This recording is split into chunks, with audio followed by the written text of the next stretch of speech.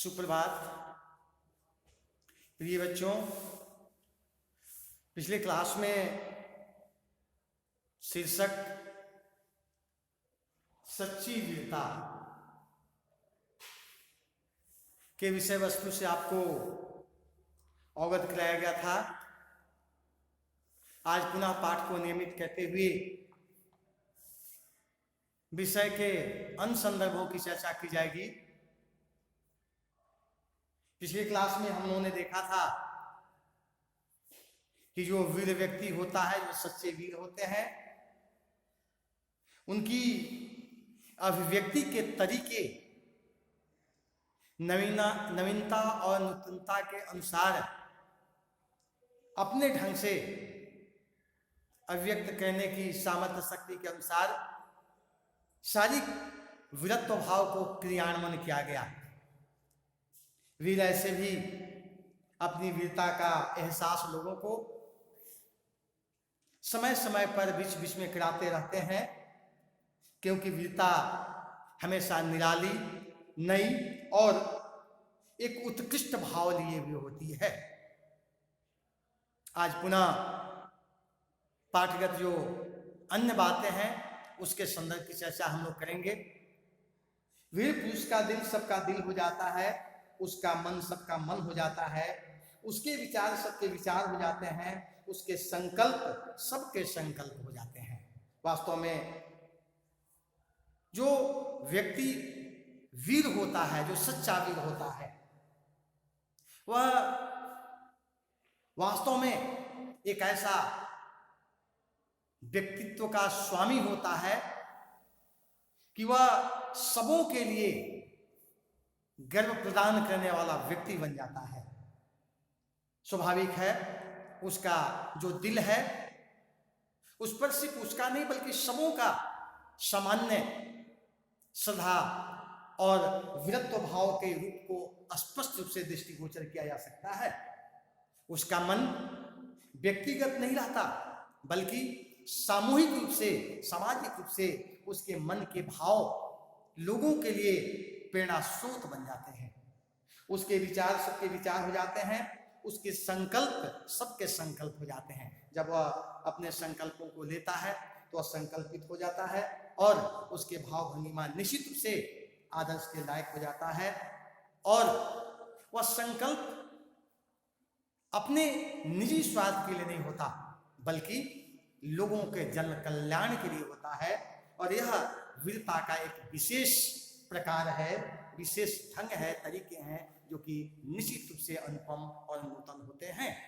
इसके पश्चात उसका बल सबका बल हो जाता है, वह सबका और सब उसके हो जाते हैं। निश्चित रूप से वह व्यक्ति अपने निजी यथार्थ भाव के लिए अब जीवित नहीं है, वह समाज के लिए, परिवार के लिए, राष्ट्र के लिए जीवित है। और उसका बल एकांकी नहीं है, सबों के लिए है। निश्चित रूप से सब उनके हो जाते हैं, वह सबका हो जाता है। अर्थात जहाँ वह स्वयं आत्मगौरवान्वित होता है, लोग भी उस पर गर्व करते हैं और समाज के लिए वह एक आदर्श व्यक्ति बन जाता है। इसके पश्चात आगे हम लोग बढ़ेंगे। वीरों को बनाने के कारखाने कायम नहीं हो सकते। वे तो देवदार के वृक्षों की तरह जीवन के अरण्य में खुद ब खुद पैदा होते हैं और बिना किसी के पानी दिए, बिना किसी के दूध पिलाए, बिना किसी के हाथ लगाए तैयार होते हैं और दुनिया के मैदान में अचानक ही सामने आकर खड़े हो जाते हैं। वास्तव में यह एक विशिष्ट बात है। बहुत से ऐसी चीजें हैं जिनको हम कल कारखाने में बनाते हैं, निर्मित करते हैं, उसका एक आकार प्रकार दे करके और भौतिक संसाधन में उसका सहयोग प्रदान करते हैं। लेकिन आज तक हम लोगों ने यह नहीं सुना कि किसी वीर का कारखाना में निर्मित कर करके उसका हमने उपभोग और उपयोग किया। ऐसा हो ही नहीं सकता। यथार्थ बात तो यह है कि वीरों का जो व्यक्तित्व होता है, उसका वीरत्व जो भाव होता है, उसके जो गुण होते हैं, उसके जो जोश होते हैं, उसके जो उमंग उत्साह होते हैं, निश्चित रूप से उसके अपने और अस्थायी ठीक उसी प्रकार से होते हैं जिस प्रकार से अरण्य जंगल में पेड़ होते हैं।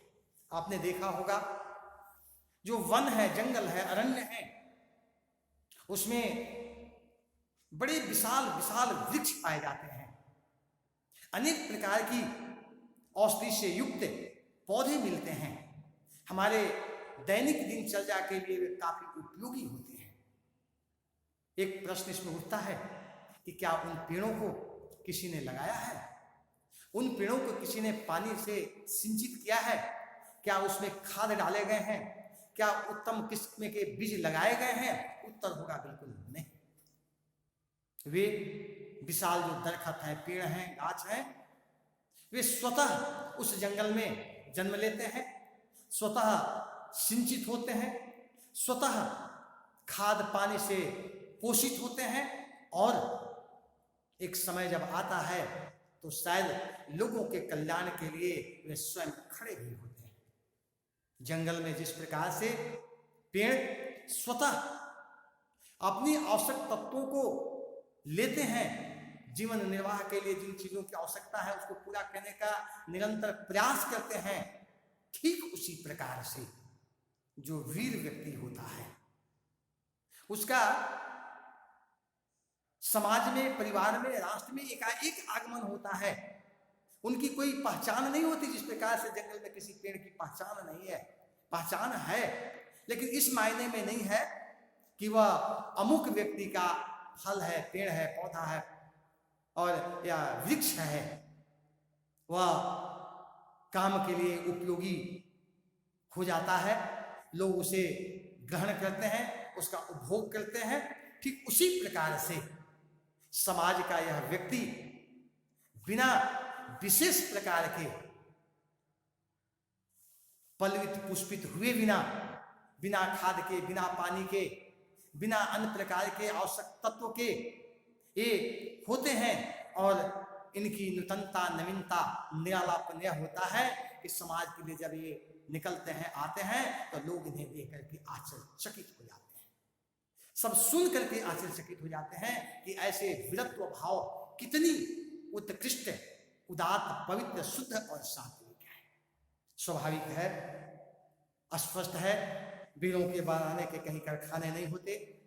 वे उन पेड़ों की भांति जीवन के अरण्य में खुद निकल करके चले आते हैं और बिना पानी के, बिना अन्य प्रकार के पोषक तत्वों के वे संसार में जीवित होते हैं, लेकिन समर्थवान होते हैं, बलवान होते हैं, शक्तिमान होते हैं, यशस्वीवान होते हैं, और अपने इन सारे सद्गुणों के कारण वे जब खड़े होते हैं तो उनके जो वीरत्व भाव है, उनकी जो वीरता है, लोग जहां देख करके आश्चर्यचकित होते हैं, वही इनकी यश और कृति इस प्रकार से स्थापित होती है कि प्रकृति के कोई भी अवयव इन्हें जला सकता है, सुखा सकता है, और न इन्हें बहा करके अन्यत्र ले जा सकता है। अर्थात इनका जो वीरता का गुण और भाव है, ऐसा अस्थायी रूप प्रदान करता है, ऐसा यशस्वी रूप स्वीकार कराता है,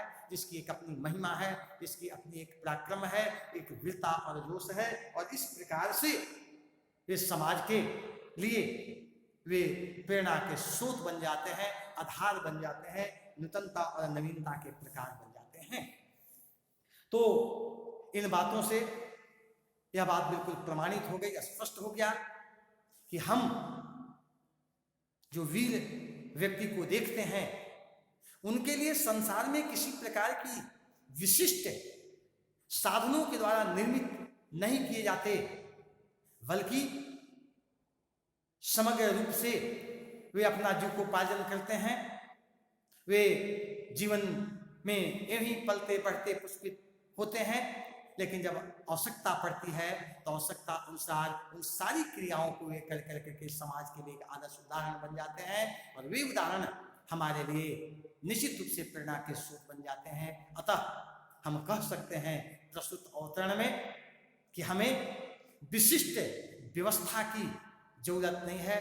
जब हम समग्र रूप से समाज के लिए, परिवार के लिए, राष्ट्र के लिए अपने आप को अर्पित करते हैं तो हमारी वीरता की जो महक है, खुशबू है, सर्वत्र प्रसारित होता है और उसे देख करके लोग आश्चर्यचकित होते हैं। निश्चित रूप से ऐसे गुणों से परिमार्जित जो व्यक्ति होता है वह सर्वश्रेष्ठ वीर व्यक्ति होता है। ऐसे वीरों की भूरी भूरी प्रशंसा की जाती है। यह महानता का श्रेष्ठ और आदर्श उदाहरण है और इन्हें हम अंतःकरण से स्वीकार भी करते हैं।